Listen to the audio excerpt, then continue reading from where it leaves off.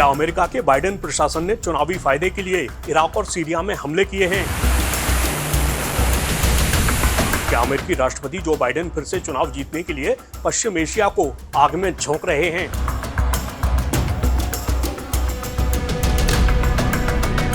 America के कट्टर दुश्मन रूस के आरोप से ये सवाल उठे हैं।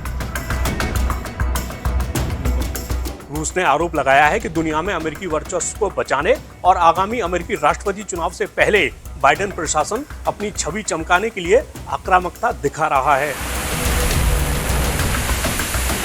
वहीं इस मामले पर अमेरिका का कहना है कि उसके हमले वैध हैं। अब सवाल यह है कि अमेरिका ने किस आधार पर इन हमलों को वैध बताया है और पूरा मामला आखिर है क्या? चलिए आपको बताते हैं हर बड़ी बात। दरअसल हुआ यह है कि पिछले कुछ वक्त में अमेरिका और ईरान समर्थित उग्रवादियों के बीच लड़ाई तेज हुई है। इसी क्रम में हाल ही में जॉर्डन में अमेरिकी सैनिकों पर बड़ा हमला हुआ था। इसके बाद अमेरिका ने भी इराक और सीरिया में ईरान समर्थित मिलिशिया के खिलाफ हमले किए। इस लड़ाई में गाजा पट्टी में चल रहे इजराइल और फिलिस्तीनी उग्रवादी संगठन हमास के बीच युद्ध की भी बड़ी भूमिका है।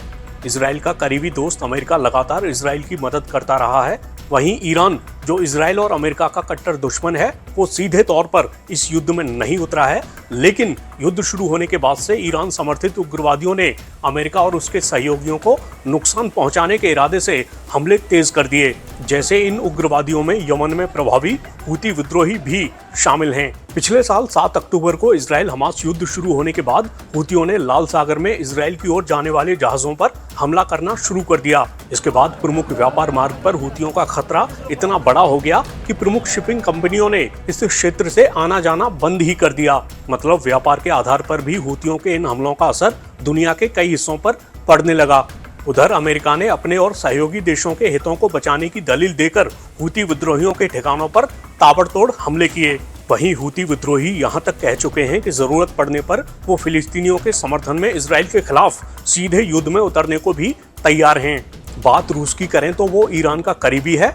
रूस जिस यूक्रेन से युद्ध लड़ रहा है, अमेरिका उसकी मदद कर रहा है। अब संयुक्त राष्ट्र सुरक्षा परिषद की एक बैठक में रूस और अमेरिका ने एक दूसरे पर निशाना साधा है। परिषद के कई सदस्य देशों ने पश्चिम एशिया में तनाव बढ़ने की आशंका भी जाहिर की है। संयुक्त राष्ट्र में रूस के राजदूत वैसिली नेबेंजिया ने अमेरिका पर अंतर्राष्ट्रीय कानून का उल्लंघन करने और पश्चिम एशिया में अराजकता और विनाश के बीज बोने का आरोप लगाया। उन्होंने आरोप लगाया कि अमेरिका और उसके सहयोगियों की हिंसा फिलिस्तीनी क्षेत्रों से लेकर लेबनान, लाल सागर और यमन तक बढ़ गई है और ये पश्चिम एशिया में शांति स्थापित करने के अंतर्राष्ट्रीय प्रयासों को नाकाम कर रही है। रूसी राजदूत ने दावा किया कि अमेरिका मौजूदा बाइडेन प्रशासन की छवि को सही ठहराने के लिए आगामी राष्ट्रपति चुनाव से पहले अपनी ताकत दिखाने की कोशिश कर रहा है। उन्होंने दावा किया कि अमेरिका किसी भी कीमत पर दुनिया में अपने वर्चस्व को बनाए रखने के प्रयास में सैन्य कार्रवाई कर रहा है। वहीं अमेरिकी उपराजदूत रॉबर्ट वुड ने इसके जवाब में कहा कि अमेरिका को अपने सुरक्षा बलों पर हमले के खिलाफ आत्मरक्षा का पूरा अधिकार है और उसने जो कार्रवाई की है वो जरूरी और हमलों के जवाब में थी। वुड ने कहा कि अमेरिका क्षेत्र में और ज्यादा संघर्ष नहीं चाहता और वो गजा में संघर्ष को रोकने या कम करने के लिए सक्रिय रूप से काम कर रहा है। वुड ने कहा, हम ईरान के साथ सीधा संघर्ष नहीं चाहते हैं, लेकिन हम अपने कर्मियों की रक्षा करना जारी रखेंगे। उन्होंने ईरान पर अपने चरमपंथी लड़ाकों पर लगाम लगाने में नाकाम रहने का आरोप लगाया। बात ईरान की करें तो वो भी अपने करीबी लड़ाकों की हरकतों से पल्ला झाड़ते हुए दिखा है। जैसे जॉर्डन में अमेरिकी सैनिकों पर हमले के बाद ईरान ने कहा था कि प्रतिरोधी समूह इजराइल की ओर से युद्ध अपराधों का जवाब दे रहे हैं, वे ईरान से आदेश नहीं लेते हैं। अब अगर इजराइल हमास युद्ध को केंद्र में रखा जाए तो इजराइल पर लगातार आरोप लग रहे हैं कि उसके हमलों में आम लोग हताहत हो रहे हैं। ऐसे में अमेरिका तक खुले मन से उससे संभलकर आगे बढ़ने को कह चुका है, मगर इजराइल साफ कर चुका है कि वो हमास के खात्मे तक और उन लोगों की रिहाई तक युद्ध नहीं रोकेगा जिनको 7 अक्टूबर को इजराइल पर हमले के दौरान बंधक बनाया गया था। इस मामले में इजराइल ने यह भी संकेत दे दिया है कि वो अमेरिका की हर बात नहीं मानेगा। היעד ההכרחי הוא קודם כל חיסול החמאס. כדי להשיג את היעד הזה דרושים 3 דברים. ראשית, נדרש מיטוט הגדודים של החמאס. עד היום מיטטנו 17 מתוך 24 גדודים.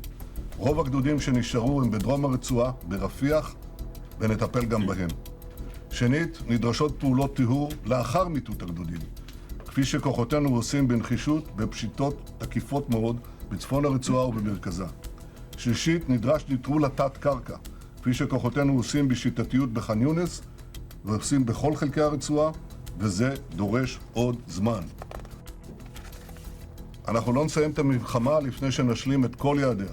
חיסול החמאס, השבת כל חטופינו, והבטחה שעזה לא תהווה עוד איום על ישראל. המאמצים לשחרור חטופינו נמשכים כל העת. כפי שהדגשתי גם בקבינט הרחב, לא נסכים לכל עסקה ולא בכל מחיר. הרבה דברים שנאמרים בתקשורת כאילו הסכמנו להם, כגון מה שקשור בשחרור מחבלים, אנחנו פשוט לא נסכים להם. ישראל היא מדינה ריבונית. אנחנו מעריכים מאוד את התמיכה שקיבלנו מממשל ביידן מאז פרוץ המלחמה. תמיכה בחימושים, תמיכה במוסדות בינלאומיים, בשליחת כוחות למרחב ועוד. אין זה אומר שאין בינינו חילוקי דעות, אבל עד היום הצלחנו להתגבר עליהם בהחלטות נחושות ושקולות. החוכמה היא לדעת איך לנווט, להגיד כן כשאפשר ולהגיד לא כשצריך. אני לא צריך עזרה כדי לדעת איך לנווט את יחסינו מול ארצות הברית והקהילה הבינלאומית, תוך עמידה איתנה על האינטרסים החיוניים שלנו. ברוך השם, אני עושה זאת כמה שנים. כמדינה ריבונית שנלחמת על קיומה ועתידה, את ההחלטות שלנו אנחנו מקבלים בעצמנו, גם באותם מקרים שבהם אין הסכמה עם ידידינו האמריקנים. בימים האחרונים חשפנו לעולם שאונר"א משתפת פעולה עם החמאס, ושחלק מאנשיה אף השתתפו במעשה הטבח ומעשה החטיפה של ה-7 באוקטובר. זה רק מחזק את מה שידענו כבר הרבה זמן, שאונר"א היא לא חלק מהפתרון, אונר"א היא חלק מרכזי מהבעיה. הגיע הזמן להתחיל את תהליך ההחלפה של אונר"א בגופים אחרים שאינם נגועים בתמיכה בטרור. תודה רבה. तो मामले में बहुत सी चीजें उलझी हुई हैं, लेकिन जब आप तनाव बढ़ने की जड़ में जाएंगे तो आपको हर पक्ष किसी न किसी मोर्चे पर जिम्मेदार दिखेगा ही।